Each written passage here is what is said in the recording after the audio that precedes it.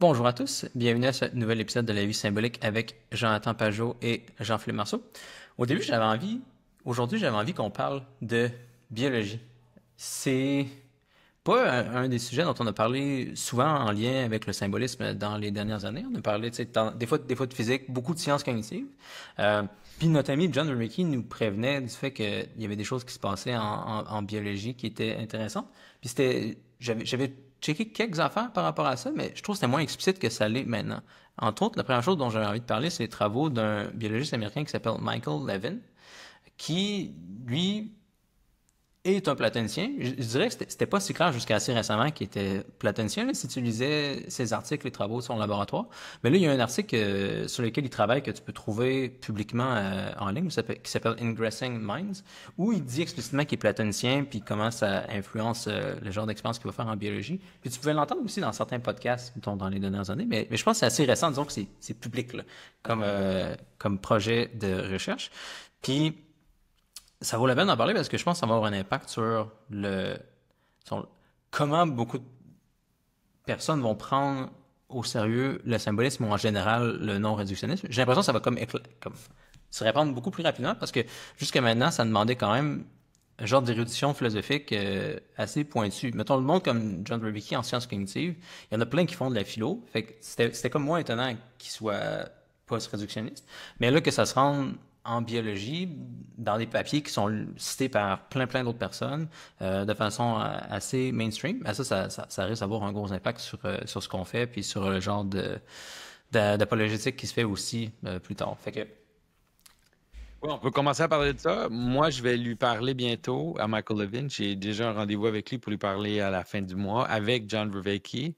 J'ai pensé que John pourrait être comme un traducteur là, entre nous deux parce que ce que j'ai vu avec Levin, c'est que lui, il voit comme s'il a découvert une vision platonique du monde à partir de ses expériences. C'est-à-dire, il voit comme s'il fait ground up. C'est comme un platonicien qui découvre les choses par expérimentation. Puis quand il dit platonicien, là, c'est vraiment plus que juste croire à un monde de formes, disons, préexistantes qui pourrait prendre place dans la réalité, mais il est carrément, il parle que ce monde-là, c'est un monde d'intelligence, en fait. Que c'est des intelligences actives, puis que c'est pas juste des formes neutres là, qui sont comme un peu disons, des blueprints ou des structures. Fait que c'est assez intéressant, tu sais, puis, mais il hésite de parler de choses religieuses. Moi, il m'a dit, mais dans des emails, il dit, je m'intéresse aux questions philosophiques, aux questions de mystique et tout, mais il dit, j'hésite d'en parler en public parce que, tu sais, j'arrive pas encore tout à fait à le connecter avec ce qui se passe dans le laboratoire parce que lui, c'est vraiment pratique ce qu'il fait. C'est pas de la science spéculative, c'est-à-dire qu'il a déjà démarré plusieurs compagnies médicales au niveau de la régénération même des membres, la régénération des différents organes et tout. Puis il crée des structures qui ont des applications là, qui sont immédiates là, au niveau biologique. moi, j'avais envie de mentionner quelques-unes de ces expériences-là pour Ouais. montrer aux gens comment le non-réductionnisme en biologie, ça marche, puis ça fait des choses auxquelles on s'attendrait pas. Euh, Avant d'arriver dans les exemples concrets, là, genre d'idée de base là, derrière Levin, un exemple qu'il mentionne souvent, c'est que si l'évolution devait produire quelque chose comme un triangle, en fait, une fois que, mettons, l'évolution produit à créer un angle, puis deux côtés, une fois qu'après ça, elle réussit à créer un deuxième angle, à cause de la façon dont les formes des triangles marchent mathématiquement, dès que tu as deux angles, euh, le reste du triangle est tout réglé. Tu as deux angles et quelque chose qui les relie. T'as pas besoin d'évoluer c'est quoi le bon troisième angle pour ça. Ça va arriver tout de suite. Tu as comme gratuitement des choses qui viennent pour toi en biologie si tu réussis à les plugger, disons, dans les formes mathématiques comme ça. Fait que, Oui, ça. il- C'est-à-dire, lui, il voit que l'idée, ça serait de penser que même les formes idéales, tu sais, même les formes géométriques, en fait, c'est des avantages. Tu sais. Puis c'est ça aussi la façon qu'il essaie de l'expliquer, c'est-à-dire, lui, il utilise le mot free lunch. Je pense que toi aussi, tu m'as souvent utilisé. C'est-à-dire qu'une fois que tu réussis à downloader ou à participer à une certaine forme, ben là, tout d'un coup, tu as plein d'avantages qui ne peuvent pas être réduits, comme tu dis, à la multiplicité, mais qui sont reliés avec la capacité de connecter à des formes intelligentes qui sont plus élevées. Puis les formes géométriques, c'est une façon simple de le comprendre, mais lui, il étend ça à des caractéristiques qui sont beaucoup plus subtiles, là. Ouais. Puis il réussit à faire des choses intéressantes dans son lab. Là. Fait que, tu sais, concrètement, euh, une des choses qu'il réussit à faire, par exemple, il appelle ça des xénobots, c'est il prend des cellules qui d'habitude servent à quelque chose, mettons des cellules de peau de grenouille, Ouais. puis il les détache de la peau, puis il en met plusieurs ensemble, puis spontanément, ces cellules-là vont s'organiser en xénobots, qui est un autre genre d'amas de cellules. Puis les cellules, d'habitude, qui sont juste de la peau, là, comme inertes là, sur les grenouilles, ils vont faire des genres de fibrilles qui peuvent comme osciller pour faire déplacer l'amas de cellules pour qu'elle accomplisse des choses. Là.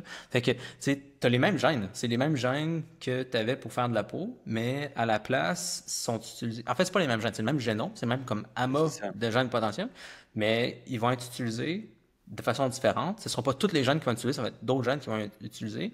Puis au final, ce que ça va accomplir, ça va être une forme différente de ce qu'on avait au début. Il y a plein d'exemples de ça, là, mais ce qui semble se passer, comme avec l'exemple du triangle qu'on mentionnait tantôt, c'est que, disons, il y a une certaine potentialité dans un génome. Il y a plein de protéines potentielles qu'on peut créer à partir de ces gènes-là.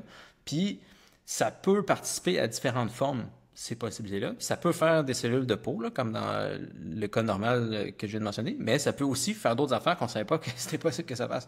Puis, il a, dans son laboratoire, réussi à montrer un paquet d'exemples de ça. Fait que c'est plus plausible comme avant de dire que, dans le fond, un être vivant, c'est comme tout écrit dans son génome, qu'est-ce qui va devenir. Le génome, c'est plus comme un coffre à outils, là. C'est de la matérialité, de la potentialité. Puis, il y a plusieurs formes, plusieurs agents potentiels qui peuvent utiliser ces potentialités matérielles-là dans le génome. Oui, c'est ça. Ça, c'est vraiment important parce que, tu sais, on le sait depuis longtemps que, tu sais, même quand ils ont commencé à mapper les génomes, ils disaient qu'il y avait une grosse partie du génome qui était junk DNA, qu'on appelait, c'est-à-dire que c'était juste des protéines qui, on dirait qu'il n'y avait pas rapport avec la fonctionnalité de l'être humain. Puis, tu sais, ça semblait aussi démontrer, tu sais, un côté un peu plus tu sais, évolutionnaire dans le sens de propositions chaotiques puis de sélection. Mais là, ce que lui, Levin, est en train de démontrer par ses expériences, c'est qu'en fait, le génome, les protéines qu'on pensait qui étaient inutiles dans le génome, en fait, c'est juste des structures potentielles que, qu'une autre fonctionnalité peut, comme tu dis, amener ensemble, puis créer comme une autre histoire, on pourrait dire, puis faire agir les êtres de façon différente.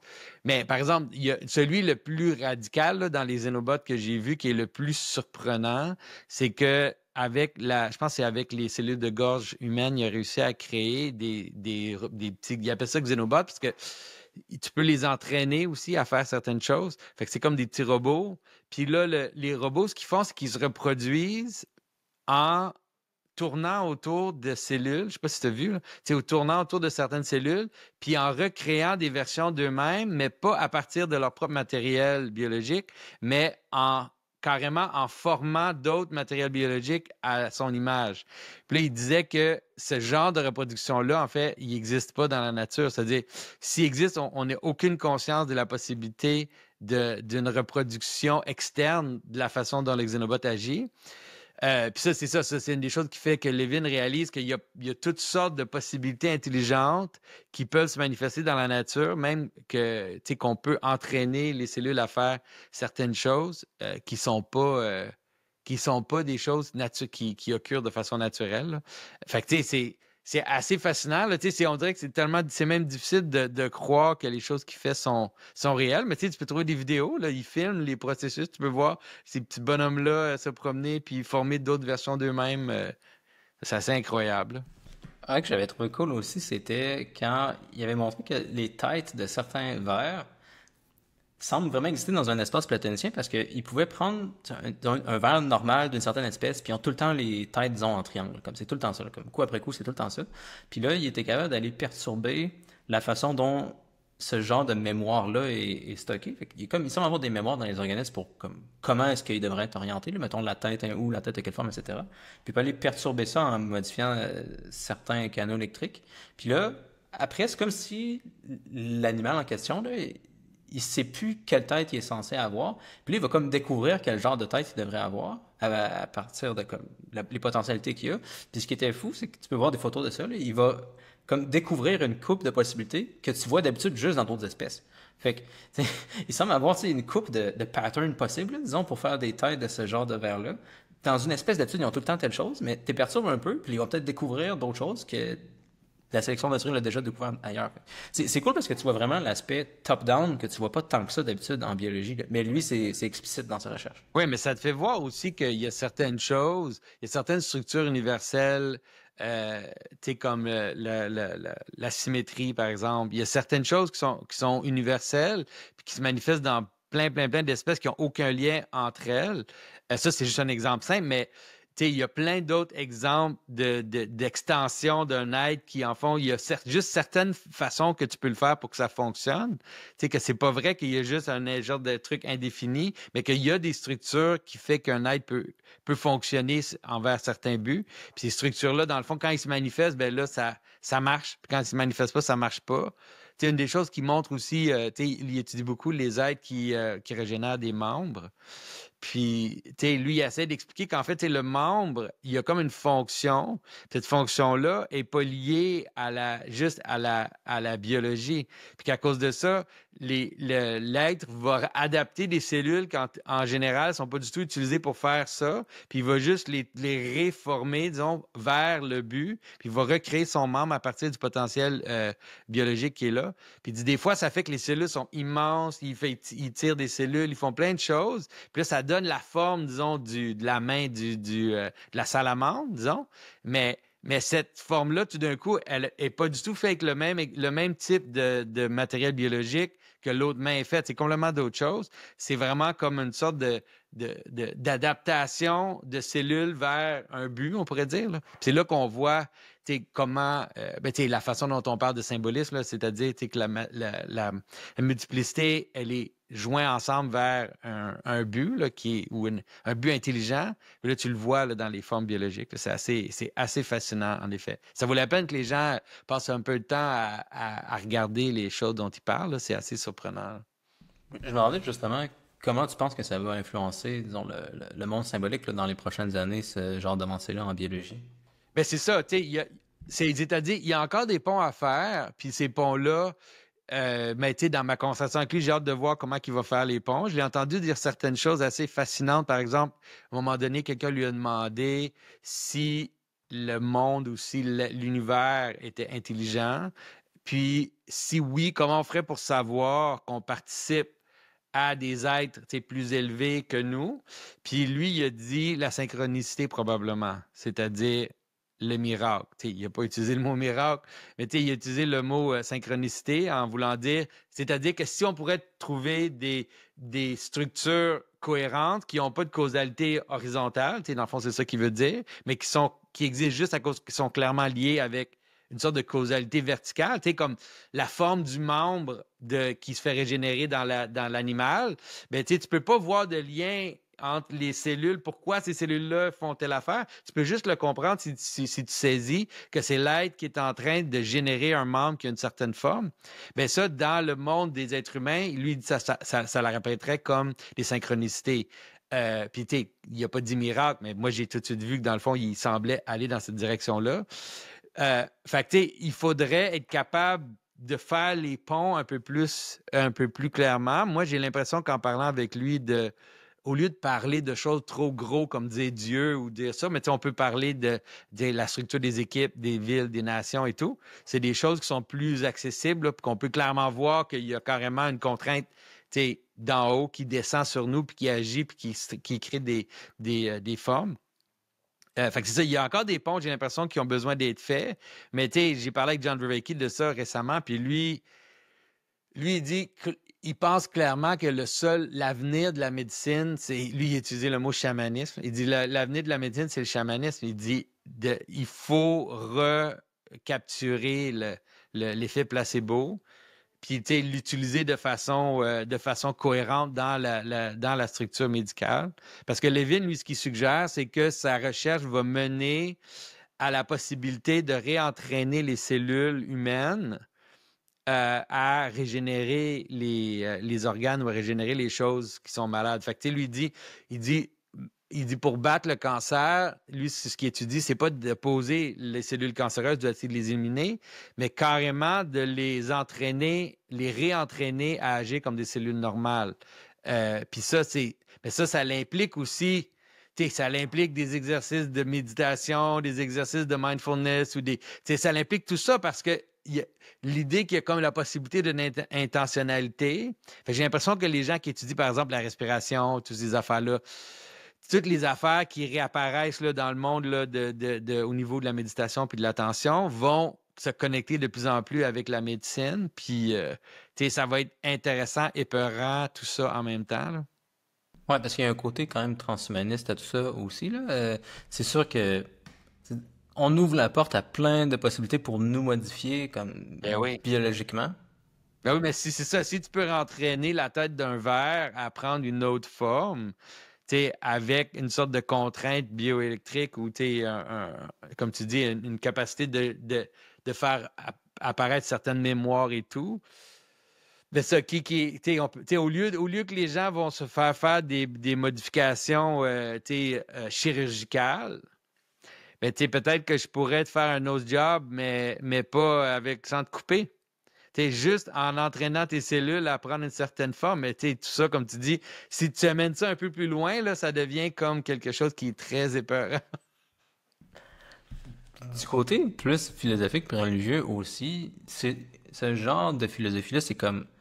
ce genre de recherche-là, ça va assez rapidement vers la philosophie du processus puis le panpsychisme. L'idée qu'il y a de l'intelligence partout dans le fond. Oui, on est un groupe de cellules, mais des groupes d'humains, ça fait sûrement quelque chose d'analogue avec des intelligences supérieures. Puis il y a sûrement une genre d'intelligence à plein de niveaux si on regarde dans les hiérarchies. Fait que naturellement, ça devient facile de voir aussi, mettons, l'univers au complet comme un gros processus conscient qui contraint les choses en dessous de lui. Ça fait pas nécessairement le Dieu classique monothéiste, par exemple. Là, ça fait un genre Non, c'est ça, de pas gros processus. nécessairement, mais tu vois, c'est intéressant, en tout cas, parce que Levin, lui, il dit que le modèle panpsychiste, il n'est pas suffisant. Parce que, souvent, le modèle panpsychiste, il y a quand même un côté absurde où c'est comme, dans le fond, c'est les intelligences ici, qui sont, disons, au niveau moléculaire, au niveau carrément même ou atomique ou quoi, ben, qu'une fois que tu les accumules ensemble, ben là, ça donne les qualités émergente d'une intelligence supérieure, mais lui, il dit c'est pas suffisant pour expliquer ce qui se passe là. Il faut carrément comprendre vraiment un top-down, vraiment comprendre que les intelligences supérieures, ils contraignent, même s'il y a des aspects d'intelligence inférieure, que c'est les intelligences supérieures qui contraignent ça. Puis ça, tout d'un coup, ben, ça ouvre la possibilité, sinon, tout de suite, à l'idée du Dieu infini là, qu'on a dans le christianisme, mais au moins à des dieux au sens païen, là, des intelligences locales, là, on pourrait dire. Là. Mais je pense pas qu'il est prêt à parler de ces choses-là ou d'utiliser ces termes-là, mais j'ai l'impression, comme j'ai dit, en parlant d'équipe, puis en parlant de ces choses-là qui sont moins menaçantes là, tout de suite, là, au niveau de sa métaphysique, que ça pourrait quand même donner des résultats intéressants. Là. Ouais. Non, ben, c'est sûr, là. Ça paraît que c'est quand même graduel, ce qu'il fait, là. Comme j'ai dit, j'avais regardé quand même ses travaux il y a quelques années, mettons, il y a 2 ans, puis j'avais pas l'impression qu'il était explicitement platonicien, là, c'est quoi que ce soit. J'avais vu peut-être sur des podcasts ici et là, mais c'est pas dans des articles. Mais là, c'est dans des articles. Oui, là, je pense qu'il aussi, il voit que comment je pourrais dire, il y a assez de résultats. Puis là, maintenant, il y a assez d'investissement aussi. Là, il y a ça aussi, cette question-là, que probablement qu'il y a moins peur de parler de ces choses-là. Là. Fait que dans quelques années, parler de Dieu, ça va peut-être être plus facile, là. Possiblement. Aussi, là, ça continue comme ça. Mais il n'y a pas de l'air quelqu'un de particulièrement... En tout cas, c'est intéressant. Là, il y a un petit côté un peu très scientifique, disons, là, dans sa façon de parler. Là, il est très... ça va être intéressant. Cool. Dernière chose là-dessus, là, je me demandais comment tu vois que ça va avoir un impact sur la culture aussi. De prime abord, on s'attend à ce que le matérialisme continue de s'écrouler. Là. Si des choses comme Levin fait deviennent plus mainstream, on s'attend...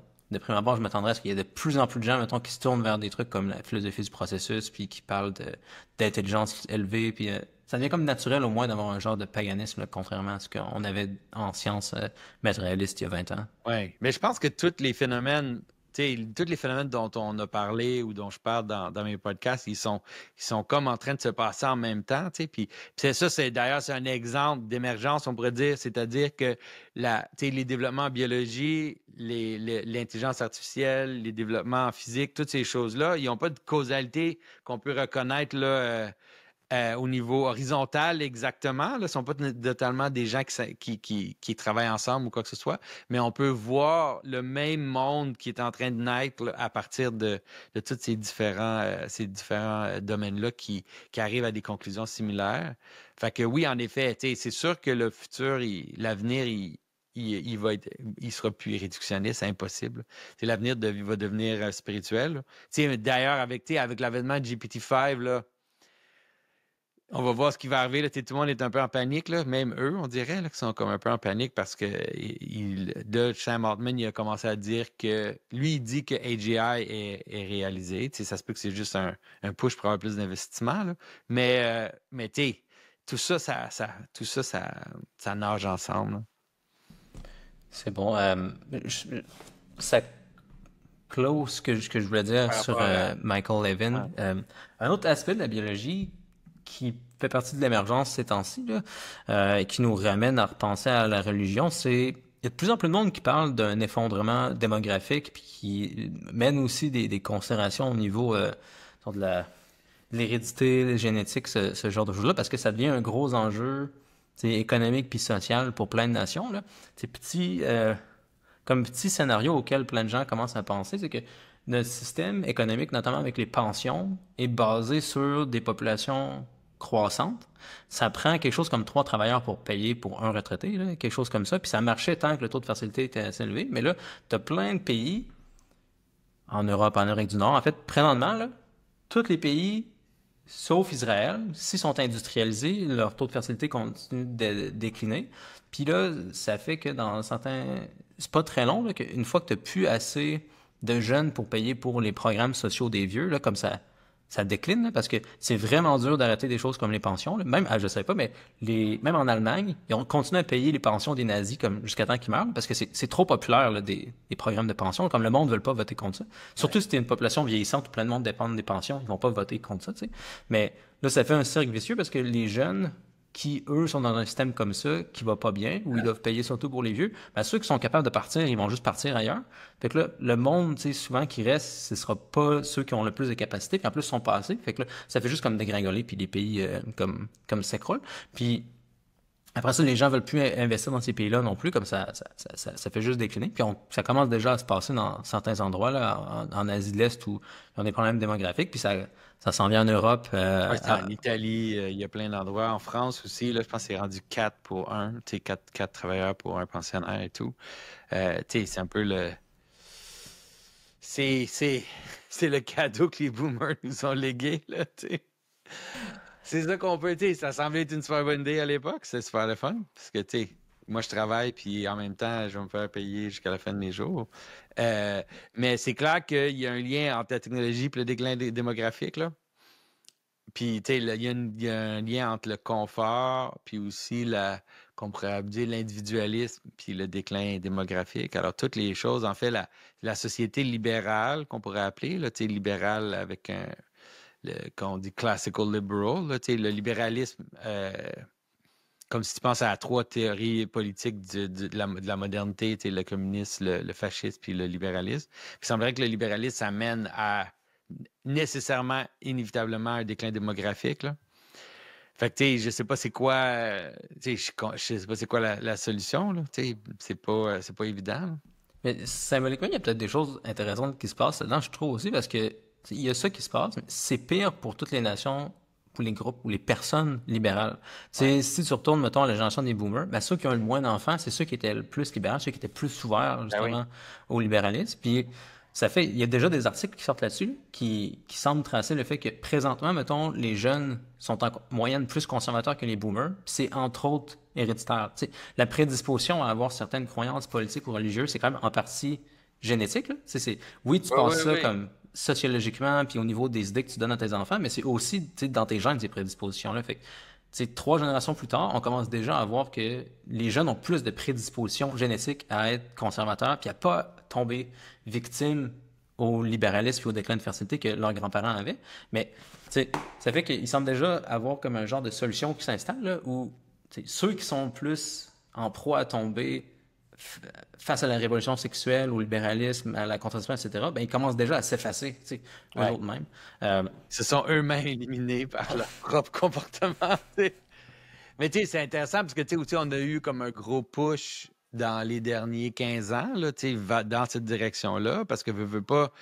On n'a pas tendance à interpréter disons, la poussée vers les questions LGBT puis tout ça. On n'a pas tendance à interpréter ça de façon démographique, mais ça a il y a une question démographique qui est reliée à ça.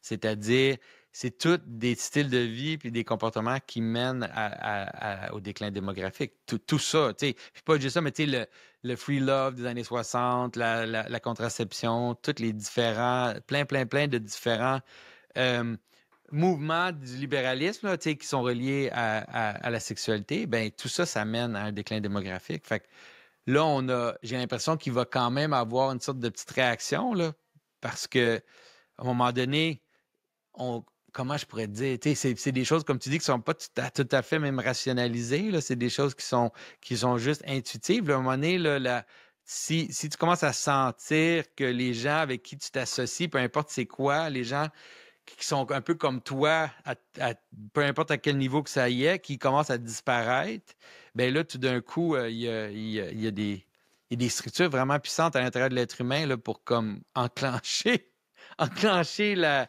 réaction. C'est pas possible que ça soit juste d'un bord. C'est possible qu'il puisse juste avoir un déclin progressif jusqu'à l'extinction. Là. Moi, je pense pas. Fait que, tu sais, ça va... on a vu plusieurs... on parlait de ça juste avant de commencer à enregistrer la publicité de American Eagle, tu sais. Puis là, tout le monde dit que c'est une publicité nazie parce que la fille a dit... Qu'est-ce qu'elle dit? I have great jeans, ou je sais pas trop. Elle dit j'ai des jeans super... I have blue jeans, j'ai des jeans bleus, tu sais, en voulant dire noble. Tu sais, j'ai des gènes nobles, tu sais. Là, tout le monde dit que c'est comme un peu nazi, mais tu sais, c'est le genre d'affaire qui est possiblement totalement inconscient, en fait, tu sais. Il y a comme un truc où, à un moment donné, les gens vont commencer à ramener la notion comment je pourrais dire?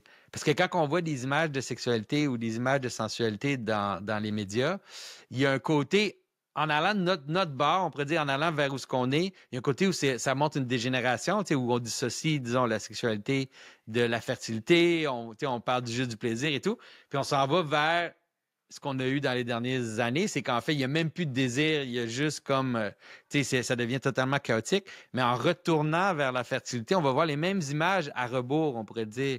C'est-à-dire que là, tout d'un coup, voir des gens qui s'embrassent dans un film, t'es comme, wow! Il y a des gens qui s'embrassent. Il y a un beau jeune homme et une belle jeune femme qui s'embrassent dans un film. Tu sais, mes grands-parents, ils auraient peut-être caché les yeux de leurs enfants. Puis moi, je suis comme, yeah, c'est génial parce que, tu sais, OK, peut-être qu'on retourne vers juste une fertilité normale, là, tu sais. Dans le film Superman, tu sais, le dernier film Superman qui est sorti, j'en revenais pas. J'étais assis dans le film, puis là, je voyais un beau jeune homme, une belle jeune femme qui sont amoureux, qui s'embrassent, puis que, tu sais, ils chicanent un peu, mais tu vois que il y a comme une sensualité dans leur chicane. Puis là, tu te dis, hey, c'est quand la dernière fois que j'ai vu ça dans un film qui a comme un budget de plus que 50 millions? Ça fait carrément 5-6 ans que j'ai pas vu ça. Les films finissent toujours depuis la COVID, là, même avant. Là, ça finit toujours que l'homme et la femme s'en vont chacun de leur bord. Ils s'en vont figure themselves out. Ils se retrouvent pas ensemble. C'est impossible qu'ils soient ensemble. C'est fou. Mais là, tout d'un coup, tu vois ça et tu dis, hey, OK, peut-être que là, ça signale un retour. Même le dernier film de Marvel, Fantastic Four, c'est carrément l'histoire d'une femme qui a un enfant. Dans le film, c'est quand la dernière fois que tu as vu ça, c'est vraiment drôle.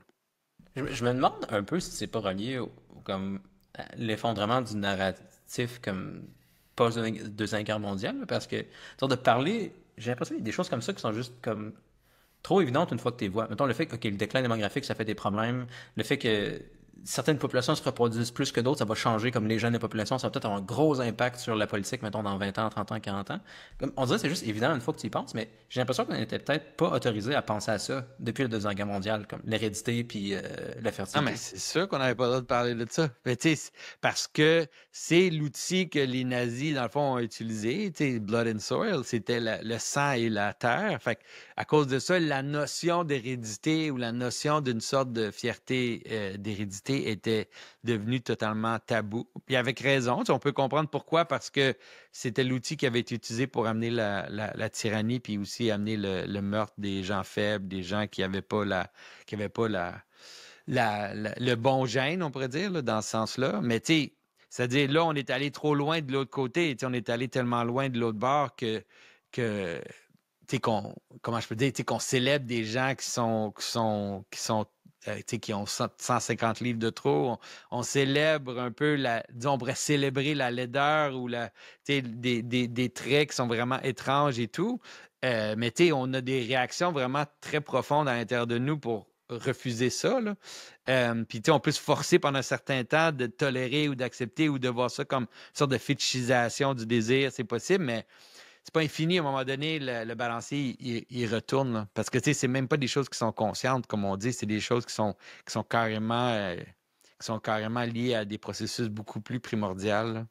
J'essaie de penser aussi à des exemples bibliques de ce genre de processus-là. Puis, tu sais, on dirait le seul vraiment dans la Bible en tant que tel auquel je peux penser, c'est l'histoire de Noé.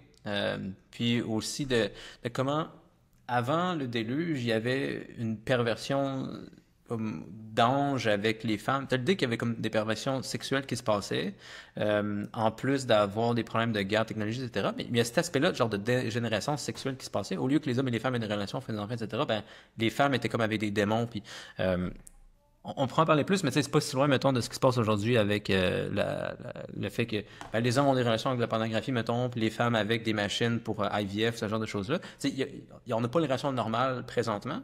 Puis, ce qui semble s'être passé face à comme, cette mauvaise relation-là du masculin puis du féminin, ben, ils se sont fait juste tasser. Il a resté Noé puis sa famille qui était bon dans sa génération. Puis c'est le matériel de Noé qui est resté après. Comme, pas juste l'idée que l'histoire qui reste après, c'est l'histoire de Noé, mais tu as aussi l'idée que même comme la semence qui reste après, c'est juste la semence de Ah, Noé.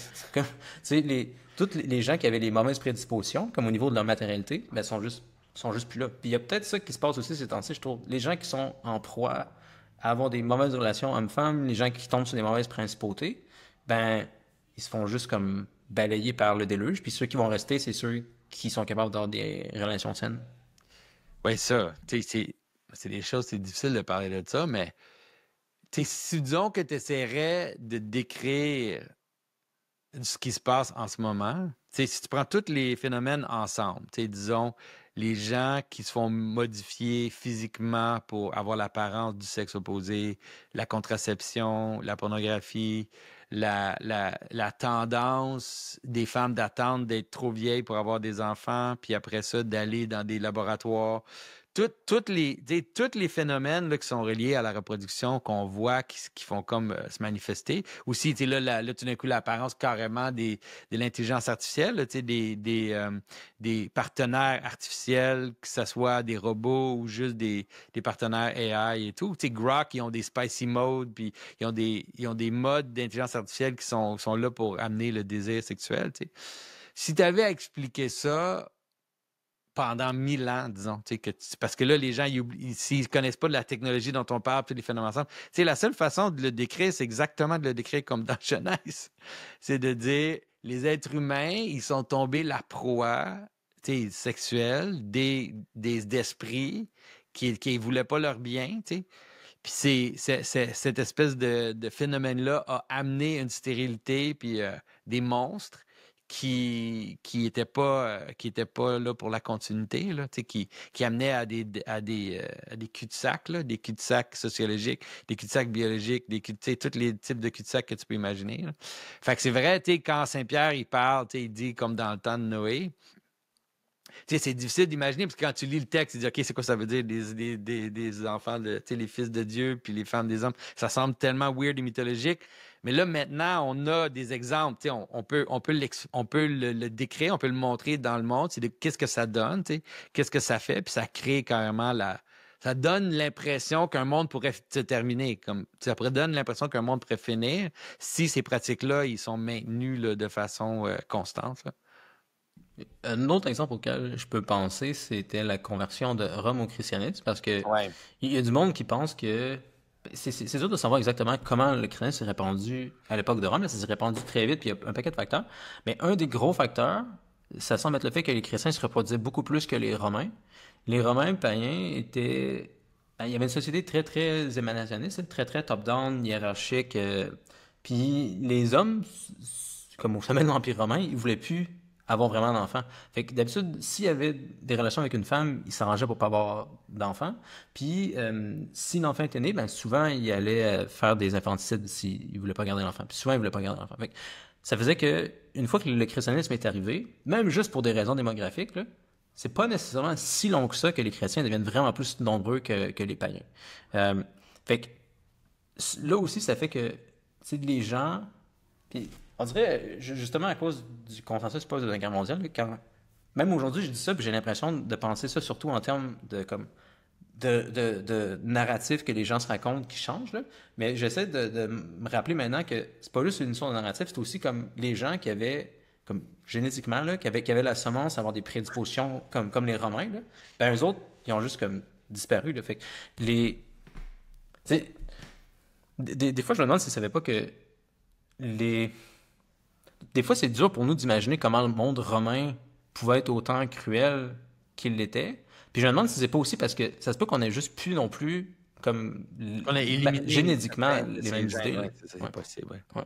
Ça, c'est c'est fascinant comme idée, là. Je sais pas s'il y a beaucoup de gens qui se sont adressés à ça. C'est-à-dire que dans la transformation de ce qui fait que quelqu'un est, comment je peux dire, quelqu'un est désirable, là, tu sais, c'est-à-dire l'idée de l'entrée de la notion de l'amour, de la compassion et tout, comme étant le principe de la gestion d'une société. Pas tout à fait, pas juste ça, mais que ça entre, que c'est vrai que c'est intéressant de penser que ça a possiblement modifié carrément la génétique tu sais, européenne là, sur des millénaires. Là. Fait que ça, c'est assez fascinant de penser à ça, tu sais. Puis, Tu sais, de penser aussi que des fois, c'est difficile parce qu'on pense que ça, c'est un truc qui est partout et dans toutes les cultures, tu sais. Mais c'est pas nécessairement le cas, tu sais. C'est pas nécessairement le cas que certains de nos principes qui sont intuitivement vrais, ils vont être reflétés dans tous les différents pays, toutes les différentes cultures, là. mais c'est un peu fou de penser à ça parce que j'ai l'impression que je pensais pas comme ça il y a 6 mois. Comme, c'était pas possible de commencer à penser à ce genre de choses-là. Que, tu sais, des cultures peuvent être comme génétiquement assez différentes que on peut pas vraiment penser comme eux, là. Mais bon, fait que, Ouais, mais bon. ça. C'est pas, tu sais, c'est des choses qui sont, tu sais, c'est quand même des chemins qui sont dangereux, là, tu sais, c'est des chemins qui sont dangereux si on va trop loin sur cette ligne-là, parce que c'est vrai que ça mène, tu sais, à l'idée de, comment je pourrais dire, tu sais, je vais être honnête avec toi, mais il y a des gens que j'apprécie beaucoup, là, mais qui disent que la raison pour laquelle c'était justifié que Israël détruise les Amalékites ou bien les différents peuples qui étaient là dans le Canaan, c'est parce qu'ils étaient totalement corrompus, tu sais, au niveau génétique, on pourrait dire. C'est-à-dire qu'ils étaient démonisés, tu sais, qu'ils étaient Ouais, complètement... ouais, ouais. Ils avaient été tellement assujettis à certains principes certains faux dieux ou certains mauvais principes, que il restait plus rien là, d'humain, on pourrait dire, dans leur gène et tout. Mais ça, c'est dangereux d'aller dans cette direction-là. Moi, j'ai tendance à Ouais, éviter ouais. ce genre d'argument-là parce que c'est qu'est-ce que ça veut dire, là? Ça justifie beaucoup de choses qui ont été faites dans le passé Ouais, qui sont ouais. assez horribles. Fait que je pense que c'est important de réaliser que d'un certain côté, on est allé trop loin là, dans le consensus de la Deuxième Guerre mondiale. Ça l'a mené aussi parce qu'on a arrêté même de parler de ça, de poser ces questions-là. Puis tout d'un coup, tu te réveilles dans un déclin démographique quasiment irréversible. Puis là, c'est sûr qu'il faut y recommencer à y penser parce que, tu sais, ça n'a pas d'allure, là. Mais, tu sais, il faut essayer d'être modéré aussi dans notre pensée. Ouais, peut-être deux autres sujets sur le déclin démographique, justement. Un qui pourrait avoir un impact, là, un truc que j'avais entendu, puis qui aurait des grosses influences, disons, politiques, puis peut-être sur le symbolisme, il y aurait des choses à dire aussi, là, c'est le seul genre de gouvernement qui pourrait peut-être marcher dans un gros déclin démographique, là, ce serait quelque chose comme une dictature ou une monarchie. Parce que s'il faut que tu fasses quelque chose de démocratiquement impopulaire, comme couper les pensions, tu peux pas faire ça dans une démocratie, là. Le scénario possible, ce serait que c'est les seuls pays qui vont réussir à mieux fonctionner, c'est ceux qui vont être capables de faire des décisions comme terribles démocratiquement, comme couper les pensions. Puis après, ben, ces pays-là, c'est ceux qui vont rester. Fait que, tu sais, je sais pas si tu as des idées, là, tu sais, qu'est-ce que ça pourrait Qu'est-ce que ça impliquer, là, pourrait? mais. Je sais pas. Tu sais, j'ai pas, comment je pourrais dire, tu sais, on a vu, tu sais, la COVID, c'était un exemple du problème, là. C'est-à-dire que la COVID, ça a été quand même un exemple où on a sacrifié les jeunes pour les personnes âgées, là, où on a comme, tu sais, à cause du côté démographique qui est très fort là, dans les personnes plus âgées, ben c'était juste naturel. Là, c'était pas de mauvaise foi. Là, c'était pas quelqu'un. Je pense pas que c'était conspirationniste, mais c'est juste naturel de prendre des décisions qui avantageaient cette strate ou qui répondaient aux inquiétudes de cette strate-là de la société. Fait que, tu sais, c'est certain que il va y avoir des choses difficiles à choisir, mais tu sais, comment je pourrais dire, tu sais, je sais pas. Il y a tellement de problèmes, parce que c'est pas juste ça aussi, tu sais, le problème, c'est que la solution qu'on a voulu amener au problème de renversement démographique, c'est carrément, au Canada, en tout cas, on l'a vu, là, tu sais, ils voulaient arriver à 100 millions de personnes là, d'ici 2030 en amenant des gens de l'extérieur, tu sais, sans discrimination, là, tu sais. Puis ça aussi, c'est impossible. Ça, c'est une forme de suicide collectif, là, parce que là, c'est quoi? C'est quoi la nation? Qu'est-ce qui fait qu'on est ensemble? Qu'est-ce qui nous unit? Fait qu'il y a tellement de questions. Moi, j'ai l'impression que la façon que ça va se faire, tu sais, positivement, ça va être comme un peu l'idée dans la Bible quand ça parle des remnants, là, c'est-à-dire l'idée de, tu sais, les gens vont devoir agir un peu à part du système, là, tu sais. Ils vont falloir créer des structures qui sont alternatives au système, qui sont parallèles au système, parce que je vois pas de solution. Comme tu dis, tu sais, je veux dire, comment qu'il va faire le dictateur même pour prendre le pouvoir si ben, possible, tu sais, je sais pas, tu sais. Puis ça, tu sais, qu'est-ce que ça va donner? Tu sais, on va retourner vers des euthanasies forcées puis des choses comme ça. Tu sais, c'est pas très beau comme image. Moi, j'ai été surpris d'entendre des gens. C'était qui? J'ai entendu une femme en France, je ne dirais pas c'est qui, mais c'était quelqu'un qui avait quand même une voix en France, qui était qui était catholique, puis elle a dit, moi, je suis pour l'euthanasie. J'étais vraiment surpris. Puis, tu sais, puis c'était exactement à cause de ça. Parce que elle me disait, moi, je suis pour l'euthanasie parce que je vois pas, il n'y a pas de solution. Tu sais, si on est objectif et on regarde, là, qu'est-ce qui s'en vient, il dit, il y a pas de solution. Fait que c'était peurant, tu sais, c'est pas, faut en tout cas, faire attention de trop, de trop aller dans cette direction-là. C'est bon. Dernier sujet, un truc que je comprends pas totalement, là, je trouve quand même fou là, quand j'ai entendu ça, c'est la seule population présentement qui semble résister au déclin démographique, puis à être industrialisée, c'est les Juifs. La seule nation, là, c'est Israël, Ouais, qui est Israël, ouais. industrialisée, puis qui a un taux de fertilité qui est encore bon. C'est pratiquement 3 pour Israël. Ce qui est fou, là, comparativement, tu sais, l'Europe, Partout l'Amérique du Nord, ailleurs, là, ouais. c'est incroyable. Là. Puis ils sont stables en plus. Là. Le plus proche après ça, c'est peut-être les États-Unis sont à, je sais pas, quelque chose comme 1,9, pas loin de 2, pense mais... qu'en Hongrie aussi, Ok, ok. ils sont proches ils sont proches d'un taux de remplacement, là.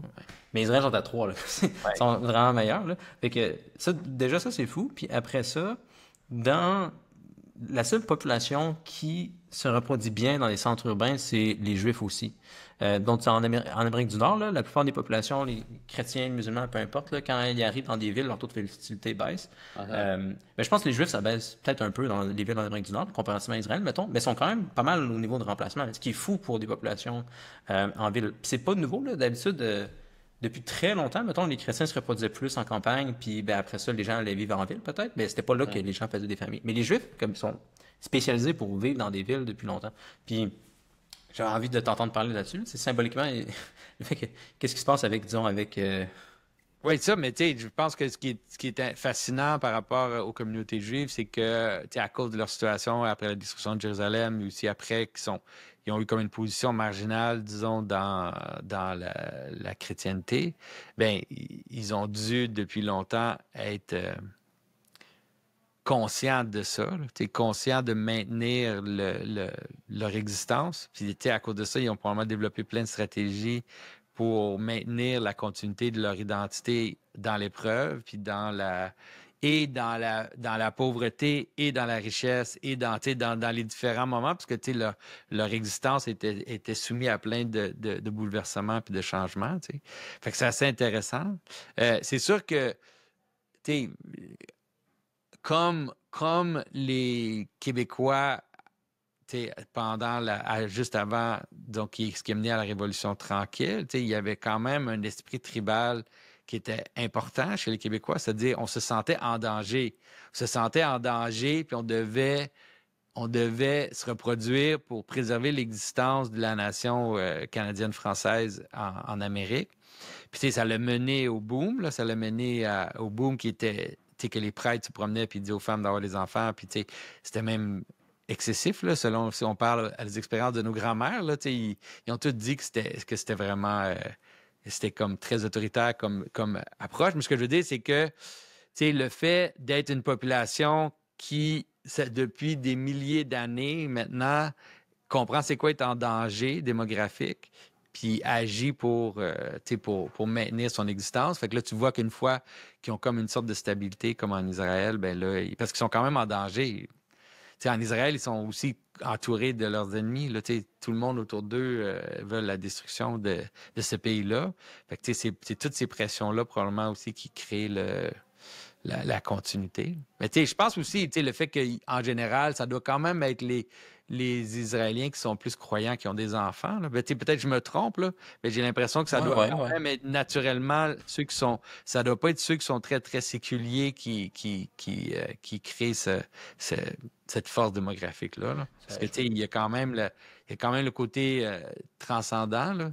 Que si tu ne crois pas aux choses transcendantes, tu n'as pas vraiment de raison d'agir pour la prochaine génération. Tu peux te le juste par résidu de ce que tu as appris, peut-être t'agis un peu comme ça, mais la tendance, c'est naturellement d'agir pour le moment, puis le plaisir, puis tout ça. Là. Ouais, ça semble être entre autres un truc de résidu. Là, mais je pense que même les Juifs séculiers sont vraiment meilleurs que toutes les autres personnes séculières. Ouais, mais ils sont quand même autour de remplacement. Je pense autour de 2, là, mettons, les Juifs séculiers en Israël. Mais tu sais, ceux qui sont plus religieux, ça peut être genre 6. Là. Fait que c'est sûr qu'il y a ce facteur-là. Peut-être un truc concret que j'avais entendu puis qui me fait penser à Cain et Abel, puis je me demande pour ça s'il y a quelque chose comme symboliquement à les dire, mais j'avais entendu que la stratégie que les Juifs ont présentement, en fait depuis des centaines d'années, là, de s'établir surtout en ville, c'était pas toujours ça. Quand Jérusalem a tombé, il y avait des Juifs qui essayaient, mettons, d'habiter dans les campagnes puis de rester comme ça. Puis il y en a d'autres qui essaient de rester dans les villes, puis ceux qui essaient de rester dans les campagnes, ça n'a pas vraiment marché. Là. Ce qui semble se passer, si tu essaies de rester longtemps dans les campagnes, c'est que les gens peuvent venir te prendre ta terre, puis après ça, t'es comme fait. Si tu veux recommencer à vivre comme ça, il faut que tu ailles ailleurs avec de la terre, puis tu recommences, puis c'est pas facile. Versus si ce que tu fais, c'est t'établir en ville avec une profession où tu deviens bon, puis si jamais faut changer de place. C'est ça. Mais oui, être médecin, être toutes les choses que les joaillier, peu importe. C'était toutes des habiletés, comme tu dis, qui pouvaient facilement déménager. Tandis qu'être fermier, ben comme tu dis, si t'as pas de terre, être fermier, ça te donne pas grand-chose. Hein. Ouais. Fait que tu sais, ça me fait penser au symbolique de Cain et Abel. Puis on a parlé de ça aussi, mettons qu'on parlait de Guénon, le lien entre tu sais, Caïn qui était celui qui habite en ville, Abel qui est le nomade, puis les Juifs ont eu cette histoire-là intéressante, là, comparativement à d'autres peuples, où tu sais, avec Moïse, ils deviennent des nomades dans le désert, puis après ça, ils finissent par s'établir à Jérusalem, mais ça paraissait que c'était comme une concession que Jésus faisait, Mhm. que Dieu faisait, qu'il allait comme s'établir à quelque part physiquement, puis le fait que les Juifs étaient comme contraints de développer des stratégies pour vivre en ville, puis comme transformer la ville en quelque chose comme qui les sert, là, Mhm. je me demande si c'est quelque chose là. On parle aussi de la Jérusalem céleste dans le christianisme où on transforme, on va chercher toute la gloire des nations pour une ville qui est fructueuse, alors qu'on dirait que toutes les autres nations, là, la ville, c'est comme là où les gens meurent. Mais tu sais, comment ça se fait que comme les Juifs ont réussi à faire quelque chose de positif avec ça? Oui, ça, ben c'est vrai que c'est fascinant. Là, tu sais, je sais pas si j'ai tout de suite un, euh, une image de c'est quoi. Là, tu sais, c'est clair que d'être conscient de son identité puis d'être conscient tu sais, d'un côté tribal, là, tu sais, de dire, ben oui, je veux que ma famille continue, je veux que mes enfants réussissent et tout, là. Tu sais, vraiment que ça fait partie de ça, là. Fait qu'à cause de ça, ben, tu sais, peu importe où ils sont, ils arrivent à... Mais tu sais, en même temps non plus, tu sais, jusqu'à l'État d'Israël, tu sais, la population des Juifs en Europe puis partout, tu sais, était pas non plus explosive, là, tu sais, c'était toujours difficile aussi parce que les gens, ils se convertissaient, les gens, il y avait pas des gens qui se mélangeaient, tu sais, de garder la nation ensemble, c'était toujours un effort contenu. Fait que c'est sûr que tout d'un coup, ben là, tout d'un coup, tu sais, si tu as cet effort-là continue, puis là, tu arrives où là, il t'a moins de contraintes, tu sais, à la continuité de ton peuple, là. Ça peut expliquer aussi pourquoi que là, tout d'un coup, il y a comme une explosion. Ouais, c'est bon. La dernière chose que j'ai envie d'essayer, c'était, ou tu sais, d'explorer, c'est, je sais pas, dans les prophètes, est-ce que il y avait des prophéties similaires à la Jérusalem céleste, mais dans l'Ancien Testament strictement, là? L'idée qu'il y avait, tu sais, Oui, mais tu sais, le retour, mais tu sais, l'idée tu sais, l'idée du retour dans la terre promise, là, tu sais, c'est quand même, ça fait partie de ça, là, tu sais, l'idée de retourner dans la terre que Dieu t'a promis, la terre, tu sais, qui coule le lait et le miel et tout. Tu sais, c'est sûr que c'est un des aspects, pas juste ça, là, tu sais, la fondation du pays d'Israël en ce moment, il y a un aspect de sa fondation qui est basé sur ça, là. Tu sais, l'idée d'un retour de cette nation-là à cet endroit-là. Fait qu'il y a peut-être tout ça aussi qui rentre en ligne de compte, là. c'est bon. Écoute, il va ça falloir continuer d'y penser, je pense. Oui, oui, mais c'est sûr, ben, tu sais, parce que je pense que aussi, tu sais, comme tu dis, jusqu'à récemment, même, il y a personne, on pensait pas beaucoup à ça, ou on parlait pas de ça, puis les gens qui parlaient de ça, souvent, c'est vrai que c'est un peu épeurant parce que, tu sais, ça l'implique, tu sais, tout d'un coup, les gens, ils parlent de race, ils parlent tu sais, génétique, ils parlent de sang et tout. Puis là, on reconnaît tous les dangers du fascisme, là, tous les dangers de la Deuxième Guerre mondiale. Mais, tu sais, je pense que c'est à nous parce que là, à un moment donné, on n'a plus le choix il faut qu'on en parle parce que, tu sais, le déclin démographique devient réel. Alors, comment qu'on peut en parler sans tomber dans des excès? Ben, c'est à nous de le faire, là. C'est à nous de trouver des façons équilibrées à la fois d'être conscient de la continuité des choses, de nos peuples, là, peu importe lesquels, puis en même temps garder l'amour de l'étranger que le christianisme enseigne. Comment trouver l'équilibre entre les deux? Ben, c'est ça, c'est à nous de le faire, là, même en pratique, là. Parfait. Cool. Ben, très bien. Ça va finir que finalement, là, toutes les. Mais ce qui est super fascinant, c'est que ça va finir que finalement, l'espèce de vision de la sexualité, puis de la famille, puis tout ça que l'Église catholique a toujours promu, puis qui était à un moment donné vu comme quelque chose de complètement stupide et rétrograde, puis comment ils peuvent aller contre la contraception, puis tout ça. Puis là, tout à coup, ça devient comme ben, dans le fond, les résultats qu'eux avaient dit, qu'ils avaient prédit, ben là, on les voit, là. C'est-à-dire, tous les résultats, là, et au niveau démographique, et au niveau moral, et au niveau juste du sens que les gens ont d'eux-mêmes, puis du sens dans leur vie, puis tout ça. Puis même au niveau de la sexualité, on voit que il y a de plus en plus de recherches qui montrent que les couples qui sont mariés, c'est eux qui ont des relations sexuelles les plus satisfaisantes et les plus stables en tout. C'est sûr qu'il y a des exceptions dans tout, mais qu'au niveau là, des statistiques, ça semble démontrer ça. Puis qu'en fait, les jeunes aujourd'hui qui ont accès à toutes les possibilités sexuelles, bien, ils ont moins de relations que leurs parents. Puis qu'il y a comme un déclin, en fait, de relations, même chez les jeunes aujourd'hui. Puis que, tu sais, fait que finalement, disons, la promesse que le prêtre dans le village, là, dans les années 50, 60, a donnée, ben cette prophétie-là, elle se manifeste là, on la voit là. Ouais. Ben, j'ai entendu juste il y a quelques jours, je parlais à notre ami Simon, là, il mentionnait qu'en France, il y a présentement, tu sais, full de conversion. Puis une des façons dont ça se manifeste, c'est concrètement, l'histoire typique, là, c'est un jeune, mettons, de 15-25 ans, il voit la déchéance dans la population autour de lui, devient curieux s'il y a d'autres choses, va checker en ligne, apprend des trucs sur le catholicisme, va écouter des vidéos pendant genre 1 an. Puis après ça, va commencer à aller à une paroisse, puis là, il y en a plein. Comme plein de places, comme à chaque jour, pratiquement, il y a quelqu'un qui arrive et qui veut être baptisé. Mais c'est intéressant, tu sais, il y a le rôle que, disons, la technologie, la ville, là, vient jouer là-dedans Ouais. aussi. Mais comme tu dis, ça passe beaucoup par comme le fait qu'on est capable de reconnaître la déchéance là, aujourd'hui, alors que c'était pas clair dans les années 60. Ouais, c'est ça. Ouais, c'est ça. Fait que... Fait que plein de choses Super. effrayantes, mais c'est encourageant. Fait que... Oui, c'est ça. Comment je peux dire, mais tu sais aussi, c'est pas, tu sais, au niveau personnel, tu sais, une des raisons, c'est pourquoi il faut pas trop parler de ça, c'est parce que la solution, d'une certaine façon, elle est pas globale, là. Tu sais, la solution, c'est mariez-vous et des enfants, là. Tu sais, élevez vos enfants pour qu'eux aussi ont envie de se marier et avoir des enfants. Tu sais, il n'y a pas il y a pas d'autre solution à part celle-là, là. Tu sais, on peut pas forcer les gens à avoir des enfants, ça marche pas vraiment, là.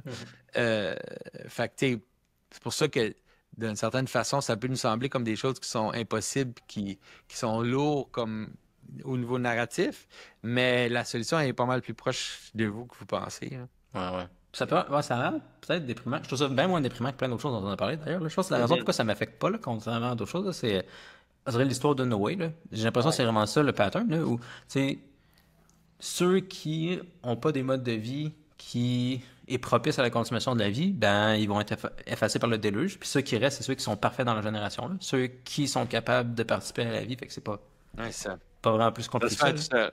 C'est ça, ouais. Faut juste que tu sois comme Noé, dans le fond. Puis ça revient. C'est ça. Good. Super.